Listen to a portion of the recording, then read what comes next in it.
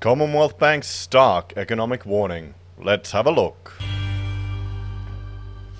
Hello everyone, Florian here, and welcome to another episode of HeiseSays. Grab your hashtag not sponsored cheap ass coffee and let's have a look at this article discussing a warning from the Commonwealth Bank, because it wouldn't be a day in the news here in Australia when there isn't another warning or concern about the economy. Now, depending on who you talk to and what circles you're exposed to, you might be having or living quite different experiences, because certain parts of the economy seem to be going gangbusters, no problem, and other ones are on, well, struggle street. That's the K-shaped economy here. You've got half the people shooting up to them, well, half shooting down. We're getting a class divide. And in Australia, it's just growing, and a big part of it is tied to property. And there's so many people who are hoping and expecting a correction in the property market, but you've got to realize we really should be pricing Australian property in USD, because you can have foreigners from all over the world coming over here as either a way to retire, a place to educate their children to get them to settle here, or just a way to stash your wealth in a nice safe country or colony on the edge of the planet that isn't as much risk as other parts of the world. We're a safe haven in many regards. Stable, boring, good old Australia, and where housing only ever goes up. So let's look at this article, guys. So, Commonwealth Bank issues a stark warning to buckle up as Australia faces a new economic era. Okay, what's this new economic era going to be? Let's have a look. So, Australia and the world faces a new economic era as a breakdown in trust among key countries has led to a surge in policy uncertainty and a quiet unease in the international markets. So we're moving away from the rules-based order to more traditionalist. Maybe we're going back to a mercantile age, where you have countries looking at protecting their own national interests and industries. Will that impact Australia? Yeah, it definitely would. A big chunk of our economy is fueled by our exporting of natural resources. Now, if countries start tariffing to protect their own, well, I still think we'd be an attractive source for a lot of materials and products. Or materials, not products. We don't make products here. We're not that economically complex. So that is the ominous assessment by the chief economist at Australia's largest bank, who says the new norm is here to stay. And it potentially means lower productivity and higher interest rates, he warned.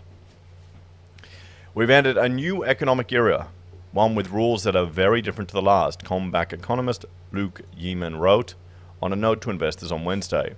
Economic security now trumps economic efficiency.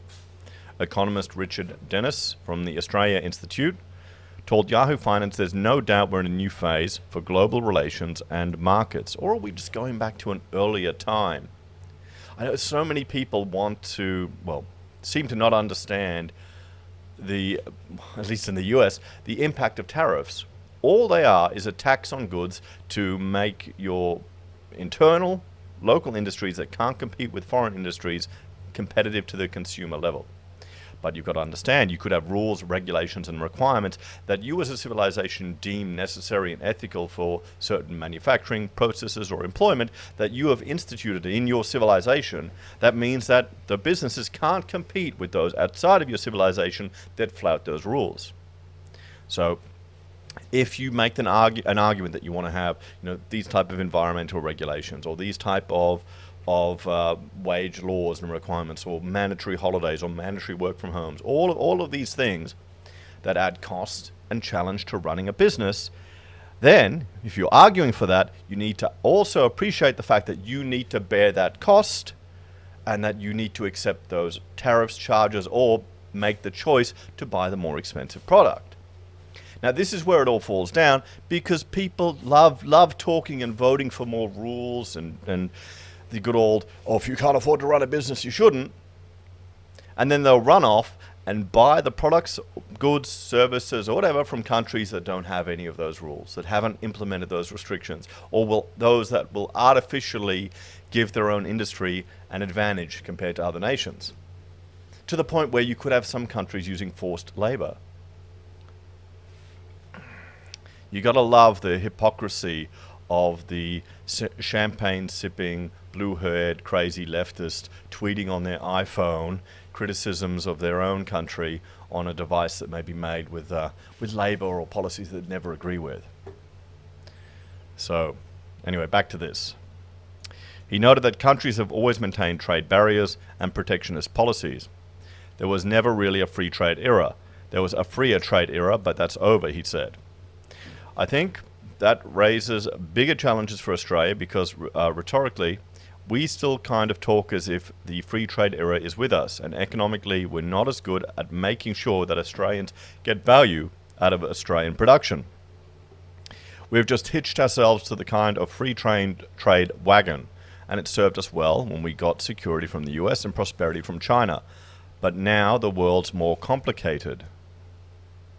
So the new economic era could see sustained upward pressure on interest rates. So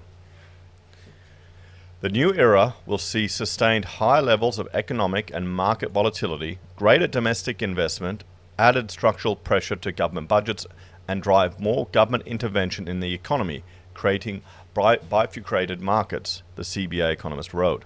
Overall, these changes were a net negative for global growth and productivity, reversing some of the gains we saw during the era of globalization.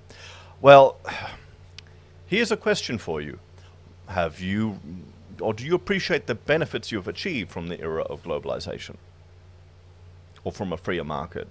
Look at what we're using now. For me, well, to record this video, the microphone is from an Australian-owned company but manufactured in China. The software I'm using, vMix, that's from a Gold Coast Australian company, so that's Australian-made, but everything else is from pretty much America. The software I'm using to take my notes on, the streaming platform that we're putting it up there. I mean, I'm assuming who invented the encryption protocols for the videos? I know the camera's made in China. So nothing's made in Australia anymore. Nothing is manufactured in Australia anymore. But we also have access to more opportunities, more information, more technologies than we ever would.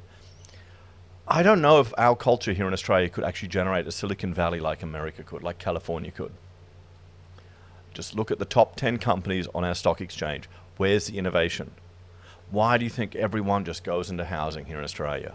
Why start a business? Buy a house? So they'll put upward pressure on neutral interest rates. The CommBank economist cited the large spike in policy uncertainty, and specifically trade policy uncertainty in the past 12 months, to argue that markets appear to be underestimating the potential of further shocks in a world increasingly dominated by geopolitics. So there we go. So let's have a chat about all of this, guys. Do you remember when Dick Smith tried to make his Australian branded products, and he would sell his own knockoff Vegemite and other little household things that would cost significantly more than anywhere else, but it was made in Australia and it would donate money to charity and it sounded all good. And he was in the media every now and then cautioning about, well, significant population growth and migration growth here in Australia, and wanting to get manufacturing and production back here in Australia. But the thing is, people will say one thing and they'll act different at the checkouts. I went shopping the other night. It is insanely expensive to get your food and goods. It's insanely expensive to live. Cost of living are going up. Do you think Australians who are struggling to get by now are going to be able to handle the burden of extra costs, taxes and impositions? Or are they going to throw their Australian companies aside, the ones that they impose all the rules on, and get cheaper imported alternatives? What do you think the average Aussie would do? They'll talk and sing and argue for one thing, but they'll act in a different way. Anyway, let me know your take on this one in the comments below, everyone.